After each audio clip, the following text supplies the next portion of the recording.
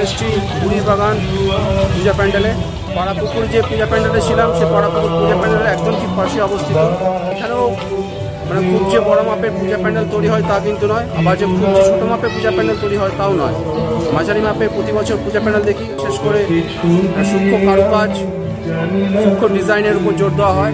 এবছর দেখতে পাচ্ছি একটা খুব সুন্দর শিল্প নৈপুণ্য করা, সূক্ষ্ম কারুকার্য করা একটা পূজা প্যান্ডেল।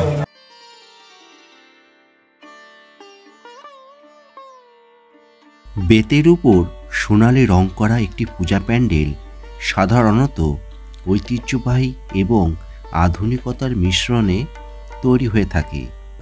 এতে বেতের তৈরি কাঠামোতে সোনালি রং করা হয়, যা প্যান্ডেলটিকে একটি জমকালো এবং রাজকীয় রূপ দেয়।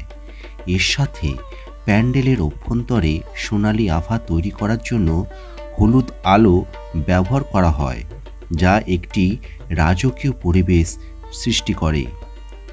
ঠিক এমনটাই এক পূজা মণ্ডপ তৈরি করা হয়েছে বর্ধমান শহরে বুড়ির বাগান সার্বজনীন দুর্গোৎসব পূজা প্যান্ডেলে। এই ধরনের প্যান্ডেলের মূল কাঠামো সাধারণত বেত দিয়ে তৈরি করা হয়, যা এটিকে একটি ঐতিহ্যবাহী ভিত্তি প্রদান করে। পুরো কাঠামোটিতে সোনালি রং করা হয়, যা প্যান্ডেলটিকে একটি জাঁকজমকপূর্ণ ও রাজকীয় রূপ দেয়। সোনালি আভা ফুটিয়ে তোলার জন্য প্যান্ডেলের ভেতর হলুদ আলো ব্যবহার করা হয়। এই আলো সোনালি রঙকে আরও উজ্জ্বল করে তোলে। প্যান্ডেলের অভ্যন্তরে এই আলো যখন প্রতিফলিত হয় তখন সেই প্যান্ডেলের সৌন্দর্য আরও বেড়ে যায়। প্যান্ডেলের সজ্জার জন্য অন্যান্য উপকরণ যেমন ফুল, পাতা এবং অন্যান্য সজ্জার সামগ্রীও ব্যবহার করা হয়ে থাকে। এই উপকরণগুলো সাধারণত সোনালি রঙের সাথে সামঞ্জস্যপূর্ণ করে রাখা হয়। বেত এবং সোনালি রঙের সমন্বয় একটি ঐতিহ্যবাহী অথচ আধুনিক এবং আকর্ষণীয় প্যান্ডেল তৈরি করে, যা দর্শকদের মুগ্ধ করে। বেতের তৈরি মণ্ডপ বা প্যান্ডেলের সোনালি রঙের ব্যবহার খুবই আকর্ষণীয় এবং নজরকাড়া হয়ে থাকে।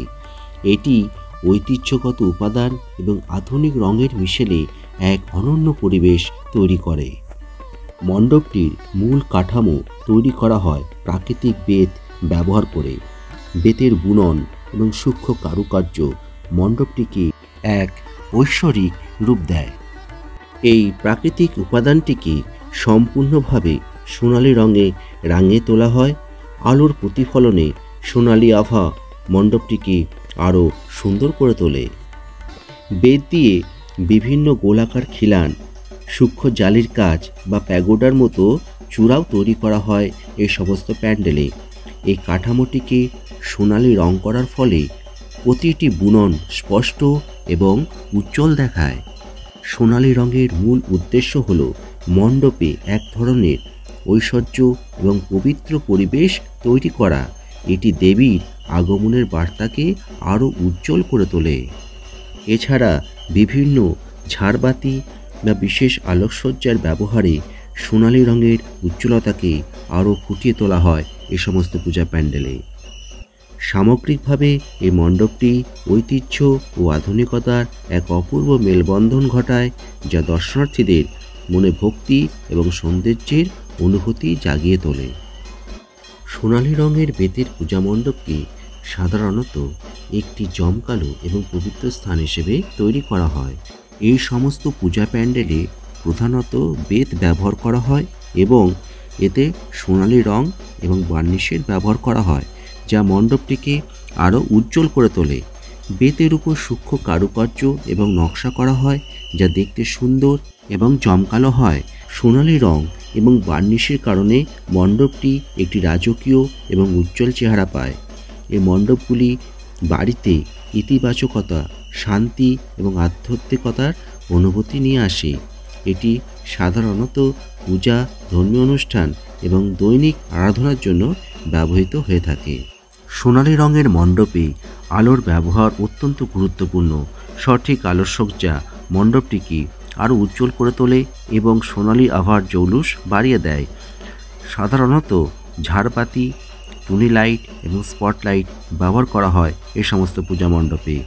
বেত এবং সোনালি রঙের সংমিশ্রণ একটি রাজকীয় অথচ মাটির কাছাকাছি থাকার পরিবেশ তৈরি করে। এটি একই সাথে আভিজাত্য এবং সাবেকিয়ানার অনুভূতি দেয়। এই প্যান্ডেলগুলো মূলত বাঁশ, বেত, শুকনো আঁকাবাঁকা ডালপালা এবং হোগলা পাতা দিয়ে তৈরি করা হয়। শিল্পীরা এই উপাদানগুলোকে সোনালি রঙে রাঙিয়ে একটি অনন্য এবং জমকালো রূপ দেন। অনেক প্যান্ডেলে বাংলার ঐতিহ্যবাহী কুটির ও হস্তশিল্পের নিদর্শনগুলি সোনালি রং এবং অত্যাধুনিক আলোকসজ্জার মাধ্যমে তুলে ধরা হয়। বাঁশ এবং বেতের ব্যবহার প্রায়শই পরিবেশ বান্ধব প্যান্ডেল তৈরির একটি অংশ হয়, যা দর্শকদের মধ্যে সচেতনতা বৃদ্ধি করে। এই ধরনের প্যান্ডেলগুলো কেবল পুজোর স্থান নয়, বরং বাংলার শৈল্পিক সৃজনশীলতার এক চমৎকার প্রদর্শনী হিসেবে গণ্য হয়। সবশেষে একটা কথাই বলা যেতে পারে যে বেতের তৈরি পূজা মণ্ডপ ঐতিহ্য, শিল্প এবং পরিবেশ সচেতনতার এক চমৎকার মিশ্রণ। তো আমি এখন আছি সেই বেতের ওপর সোনালি কাজ করা এক অপূর্ব সুন্দর পূজা প্যান্ডেলে। পুরীর বাগান পূজা প্যান্ডেলে একদম ভিতরে চলে এসেছি। এই বছর যে পূজা প্যান্ডেলটা তৈরি করা হয়েছে তো বেতের কাজের উপর তৈরি করা হয়েছে, বেত দিয়ে তৈরি করা হয়েছে। আর পুরীর বাগান কিন্তু মাঝারি মাপের পূজা প্যান্ডেল করে থাকে। এখানে খুব বড় পূজা প্যান্ডেল দেখতে পাই না কোনো বছর। এই বছর কিন্তু খুব বড় মাপের পূজা প্যান্ডেল দেখতে পেলাম না, একটা মাঝারি মাপের পূজা প্যান্ডেল দেখলাম। খুব সুন্দর লাগলো, ভালো লাগলো। আর গোটা পূজা প্যান্ডেলটা বেতের কাজ দিয়ে তৈরি করা হয়েছে। এখন আমি আছি মহানবমীতে বর্ধমান শহরে পুজো পরিক্রমা বেরিয়েছি।